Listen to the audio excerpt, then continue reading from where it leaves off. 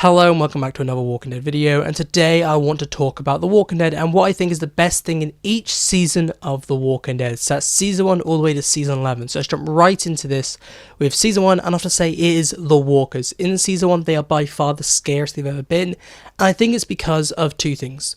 One, they focus on the Walkers, and because you focus on them and it's right at the start of the apocalypse, the Walkers are an actual threat, our sides don't know how to deal with them. And secondly, the Walkers in this season are unlike any other type of walkers. They are smart, they know how to open doors, they can use weapons, they can climb, they can almost lunge and almost slightly jog. These walkers are very similar to Dawn of the Dead zombies, and Frank Darabont made this season feel really intense and just scary. A lot of the other times in The Walking Dead, they kind of move towards action instead of horror, but season 1 is where they got the nice balance where it's actually horror focused, and it is because you had Frank Darabont and what he did with the Walkers. Now, season 2 is Shane. If you think of season 2, you obviously think of Shane, and he's by far the best thing in the season. Shane's descent into madness, and his rivalry of Rick, absolutely phenomenal. And I couldn't think of anything else that I could say that would top Shane for season 2. Now, season 3 is the Governor, and the way he was introduced, he's the first villain we got in The Walking Dead. You kind of had Shane, but a lot of people say he was not really a villain, he was just too well prepared for this world, unlike Rick and everyone else, and they eventually caught up to him. But the Governor was the first proper villain, and they did really well with the Governor. What a great first villain. If your first villain, which is introduced all the way back in season 3, is still among the best villains in The Walking Dead, that shows how good you did the Governor. And in season 3, he really carries this season at times, especially in the back half where they ran out, I feel like. They ran out of money and the season kind of fizzled out, but you kind of still had the Governor there, and it was really, really great. Now, season 4 for me is the fall of the prison. Too Far Gone is one of the best episodes. It has spectacle, it has drama. It is one of the best episodes of The Walking Dead. I think it deserves a mention. The best thing about season 4 is obviously going to be Too Far Gone, the fall of the prison. Everything you want in The Walking Dead is in this episode. Absolutely phenomenal. Now, season 5, I have to say, it's the characters being on the road. We have some of the best stretches of episodes with our characters on the road. So, episode 1 of season 5 all the way to episode 12, our characters are on the road, and each episode is very different. We have some dips in this, I do have to say, with, we have our characters going back to Atlanta. Really great. We have that one bad episode, episode 8. But On the Road is definitely one of the most unique storylines we have had in The Walking Dead. A lot of the time they have one community and they're going back and forth from this community. But for most of season 5, when they're on the road, it was our characters were actually surviving and barely doing that, which is absolutely amazing. And moving on to season 6, and I'm going to have to say the No Way Out arc. The first 9 episodes of this season are amazing. It's my favourite arc in The Walking Dead and probably in the franchise. So I felt like if I'm talking about season 6, I could pick out certain episodes. But I'm like, no, the entire arc is amazing. It is so well done from start to finish. And this was the peak of The Walking Dead. Our characters got used to the apocalypse, and the Walkers kind of got forgotten about. The No Way Out happened, and it's like, okay, let's focus on the Walkers. And it was just, they brought back the Walkers. It's just, I can't say amazing enough. It's just that great. Now, season 7, I have to say, is Glenn's death.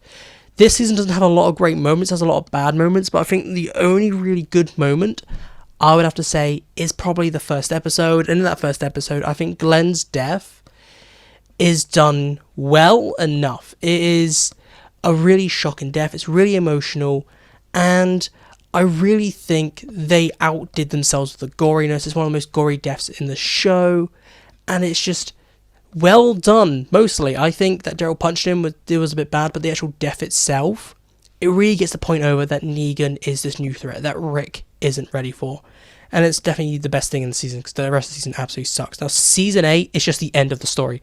The final episode, the ending of the final episode, the end of the Savior arc, that's the best thing. The rest of the season has some bright moments, but by far the best thing is the end of the season. So, season 8 is the end of the Savior arc. And moving on to season 9, and it is the Pike scene. This is one of my favourite moments in The Walking Dead, period. This scene is so well built up to, from episode 6 all the way to episode 15, and the entire episode's phenomenal, but the Pike scene is just so well done. The music's amazing, the acting's amazing, the reveal of the deaths is just completely shocking. This is our version of the Red Wedding in The Walking Dead. This is the last shock and probably the biggest shocker we've had in The Walking Dead. So I couldn't talk about season 9 and not mention the pike scene, or at least the entire episode, the calm before. But that pike scene right at the end of the episode, absolutely amazing. And it's probably the last time The Walking Dead was firing on all cylinders, in my opinion.